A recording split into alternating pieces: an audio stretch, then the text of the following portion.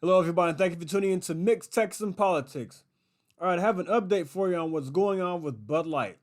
Now, last week we talked about the sales, how they dropped in dollars. They dropped 17% and 21% in volume after the Dylan Mulvaney controversy. But it keeps getting worse. Remember, I said, are we going to see 30 and 40% declines after that? It's looking that way, so let's check this out. This is from Outkick.com. Bud Light sales continue to sink like a brick as the Dylan Mulvaney fallout nears its 1 month anniversary. Congrats to the happy couple.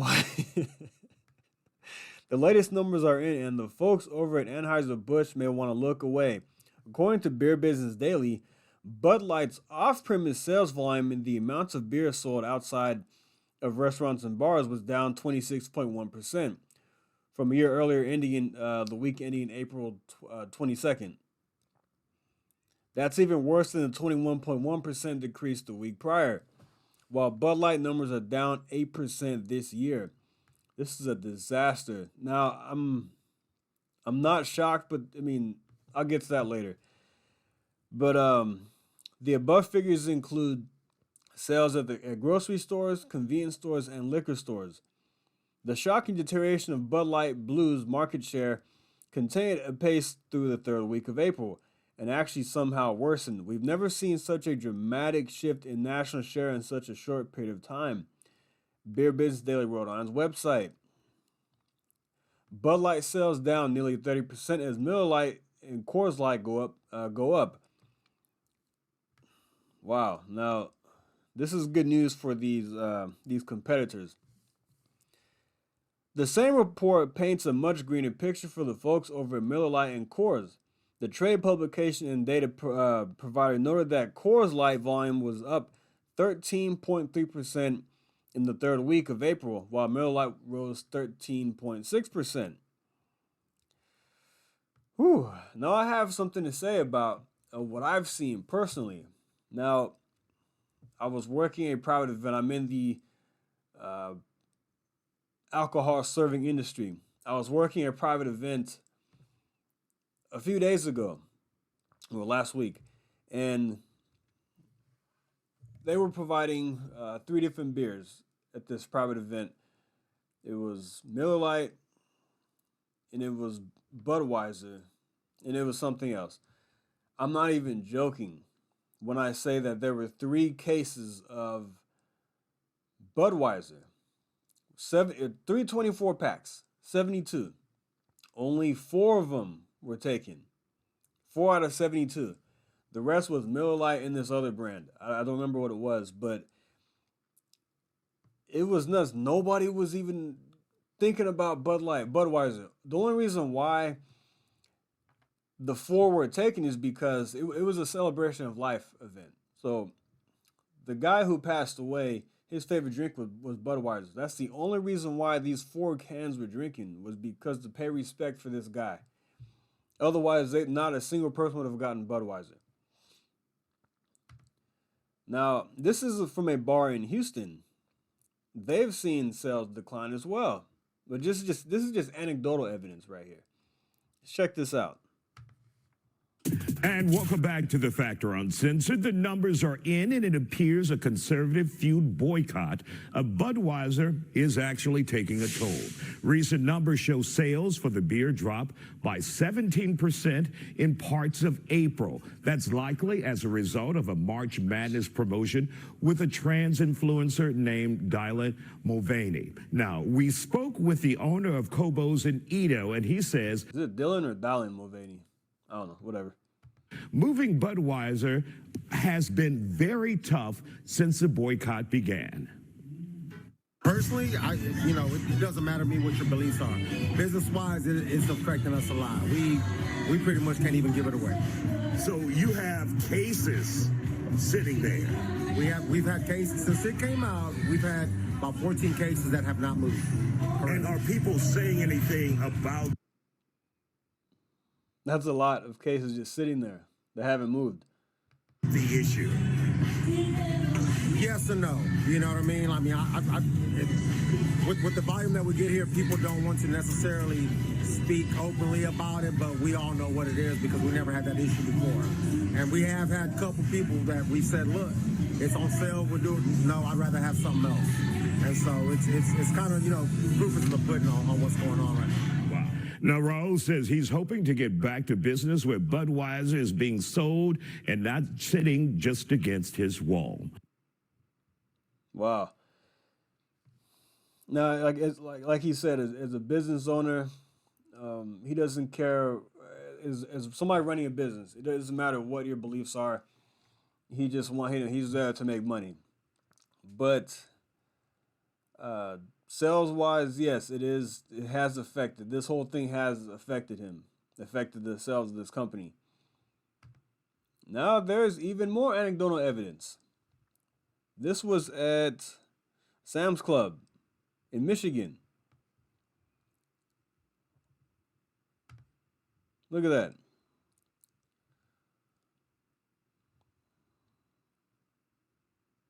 All those cases of Budweiser and Bud Light just sitting there. Pallets of it. Man. And Miller Lite is gone. Just about gone. Oh, Coors Light is empty. Then Miller Lite only has 3 cases left. Man, these are the type of things that we're seeing across the country. Now, there have been people in my previous videos who commented saying, you idiot conservatives are worried about a guy, scared of a guy in a can. Why does it matter? This is why it matters. It's not so much that just because there's a guy in a can. That's not the point. The point is that people don't want the transgender agenda pushed down their throats. A lot of people have kids and they don't want their kids exposed to this stuff. They're saying, well, this is not targeting kids. Well, yes, if you look at what's going on with this drag nonsense, drag story time, you have these drag shows where they allow kids in there, into these businesses. So yes, this is being pushed on children. And that's why people are pissed off, because they're shoving this down our throats. Not just kids, but they're shoving it down everybody's throats. That's why people are upset. It's not just the fact because there's a guy in a can. That's not the point. Look, a lot of people don't care what you do in your private life. If you're trans, if you're gay, who cares? The issue comes when you're trying to push it down people's throats and push an agenda down their kids' throats. That's where the problem comes in. I want to clarify that for people who don't realize what the problem is here and why this is such a big issue for a lot of people. I don't have kids myself. I'm not having children, but I don't want this transgender body mutilation stuff pushed down children's throats either. I think it's wrong. I think kids should be able to let kids be kids. And when you get to a certain age, when you're an adult, you can make your own decisions. But right now, let children be children and enjoy their lives. But this right here is bad for business, for Bud Light, for Anheuser-Busch. And they're trying to save face, making certain commercials and having meetings in how to recover. The thing is, will they recover? I don't know. This has been the most successful boycott we've seen from conservatives ever, in my opinion. We had a little Netflix when there was a backlash. Against Netflix because of the whole Cuties was a documentary or a movie or something like that, and they changed course. We had the CEO or whoever it was come out and say, "Hey, you guys need to go ahead and take on every project you can. Doesn't matter if you agree with it or not." Speaking to he was talking to the woke employees who only wanted to push woke things. So he said, "Hey, you need to change course or get another job." So we saw a little bit of change of course from Netflix, but like I said, a beer is easy to boycott because you have another option right next to it. It's hard to, you don't have that many options. Like you have Netflix, you have Hulu, you have a few other some other streaming services, but I still use Netflix. I still use it. You can't cancel everything, but this was an easy one to go for. You had Nike, but a lot of people like Nike. That didn't last long. I mean, a lot of people still wear Nike, and Nike's a very successful company. I mean, they make great products. I'm not gonna lie, they do. I mean, I have a pair of Nike Air Max that I love, but this right here, I think, went too far for people, which is why you're seeing the backlash that they're seeing. And I'm curious to see what happens in the coming weeks. I mean, is there effort to try to recover? Is it going to work? That's remains to be seen. But right now, it's not working. They had the one with the Clyde, with the horse.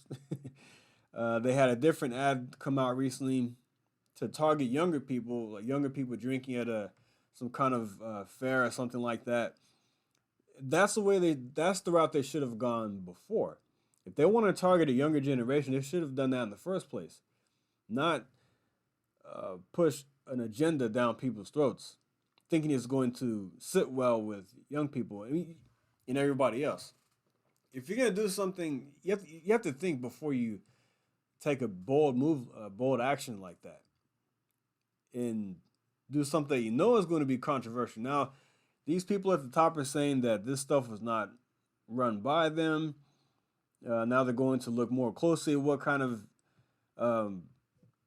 stuff in the future gets through marketing and things like that. So we'll see. Now, not everybody at Bud Light or Budweiser, Anheuser-Busch are leftist. A lot of conservatives that probably work for the company, as I've seen in the past, they have a lot of people donate to the Republican Party at the company. So it is not, as a whole, I don't think it is a woke company, but they had hired this woke woman, who put out this transgender, who thought it would be a good idea to put the transgender nonsense on people. And that backfired massively. And we're seeing it now. So hopefully this will teach companies in the future to just keep politics out of business and just do business only. Be neutral. That's it. We'll see what happens in the future. Now, also the thing is, some companies may not care because they're trying to get their ESG scores up and things like that. So some companies may not care, and they may just forge ahead and take a temporary loss. So you have to think about that too. That's why it's important to have a parallel economy. As you see with the ultra ripe beer, sales have soared almost $1 million within in the first couple of weeks. I need to get me a case of that, a 6-pack, by the way, to show them some support. Yeah, go to ultraripebeer.com and check them out. You might like them. All right, guys, thanks for listening. Like and subscribe, and I'll see you next time. Thank you. Take care.